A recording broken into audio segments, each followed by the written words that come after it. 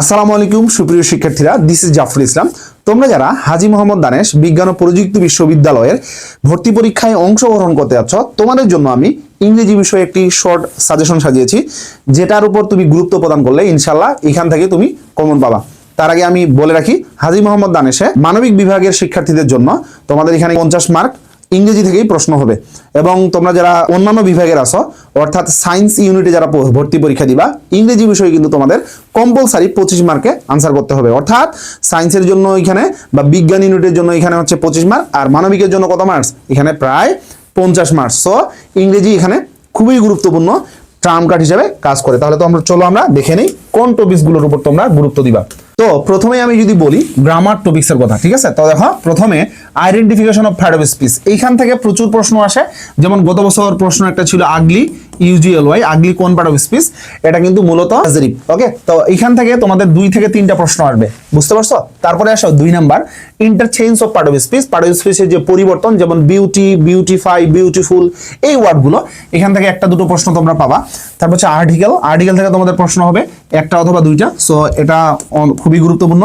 Causative verb, তারপর হচ্ছে linking verb, gerund এবং পার্টিসিপল এবং মডাল অক্সিলারিজ, খুবই ইম্পর্টেন্ট এগুলো। সো এখান থেকে তোমাদের 2 থেকে 3টা প্রশ্ন হবে, ঠিক আছে?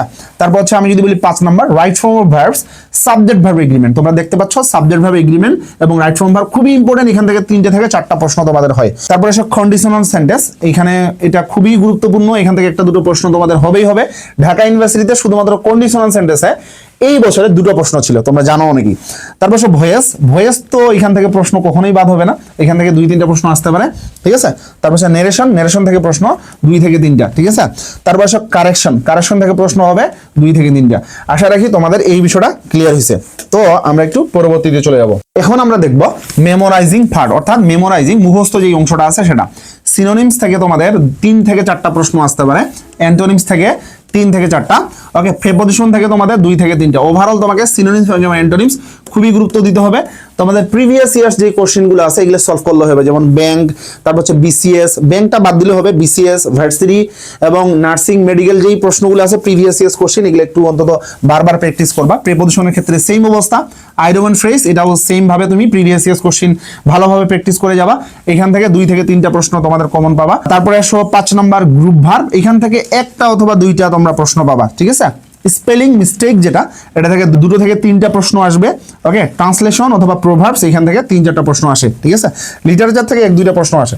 সো ওভারঅল এটা ছিল হাজী মোহাম্মদ দানেশ বিজ্ঞান ও প্রযুক্তি বিশ্ববিদ্যালয়ের তোমাদের ইংরেজি যে সিলেবাস, এবং এই টপিকসগুলোর উপর তুমি যদি গুরুত্ব দাও, আশা রাখি ইনশাল্লাহ 45+ তুমি আনসার করতে পারবা, যদি সবগুলোই কমপ্লিট করতে পারো। তোমরা যদি অন্য আরো কোনো ভার্সিটির সাজেশনমূলক এই ধরনের ভিডিও চাও, তাহলে অবশ্যই কমেন্ট করবা এবং ভিডিওটি লাইক এবং শেয়ার করবা। ভালো থাকো, আল্লাহ হাফেজ।